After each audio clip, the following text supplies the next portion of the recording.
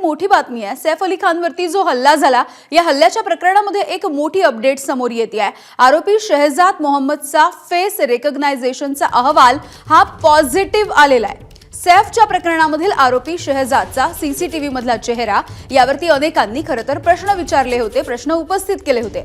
आरोपीच्या वकिलांनी सुद्धा यावरती प्रश्न उपस्थित केले होते आणि सीसीटीव्ही मधला आरोपी हा शहजाद नव्हता असा दावा केला होता। मात्र हा जो महत्त्वाचा अहवाल आहे तो आता समोर आलेला आहे। फेस रिकग्नायझेशन असा हा जो अहवाल आहे तो आता पॉझिटिव्ह आलाय, त्यामुळे हाच तो आरोपी आहे असं समजलं जात आहे।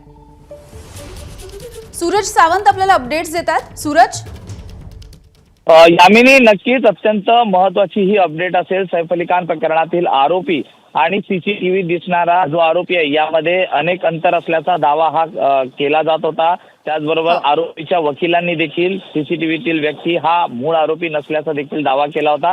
अनेक चर्चा या देखील सोशल मीडियावरती रंगल्या होत्या। मात्र आता या फेस रिकग्निशन जो अहवाल आलेला आहे याच्यासाठी न्यायवैद्यक प्रयोगशाळेमध्ये देखील हा अहवाल मागितण्यात आला होता आणि त्यानुसार आता हा अहवाल पॉझिटिव्ह आला आहे आणि त्यामुळे सीसीटीव्हीतील व्यक्ती आणि जो आरोपी आहे मोहम्मद शहजाद हा तोच असल्याचा दावा हा देखील या अहवालातनं करण्यात आलेला आहे। त्यामुळे जी काही चर्चा रंगली होती की तो आरोपी जो सीसीटीव्ही दिसतोय हा तो नाहीये, मात्र त्याला आता कुठेतरी पूर्णविराम मिळालेला आहे आणि पोलिसांसाठी एक भक्कम पुरावा हा देखील करू शकतो। ज्या आधारावरती अनेक प्रश्न उपस्थित केले जात होते त्याला आता पूर्णविराम मिळालेला आहे। याआधी देखील हातांचे ठसे असतील किंवा आरोपीने दिलेली कबुली असेल, सीसीटीव्हीतील चित्रीकरण असेल, या एकूणच आधारावरती पोलिसांची जी केस होती ती भक्कम झालीच होती। मात्र अनेक प्रश्न या सीसीटीव्हीतल्या चेहऱ्याबाबत उपस्थित केले जात होते, त्याला देखील आज पूर्णविराम मिळालेला आहे। त्यामुळे अनेक नवनवीन घडामोडी यामध्ये अनेक समोर येऊ शकतात। त्यामुळे आणखी तपासात काय पोलिसांच्या हाती लागतं हे पाहणं देखील तितकंच महत्त्वाचं आहे। मात्र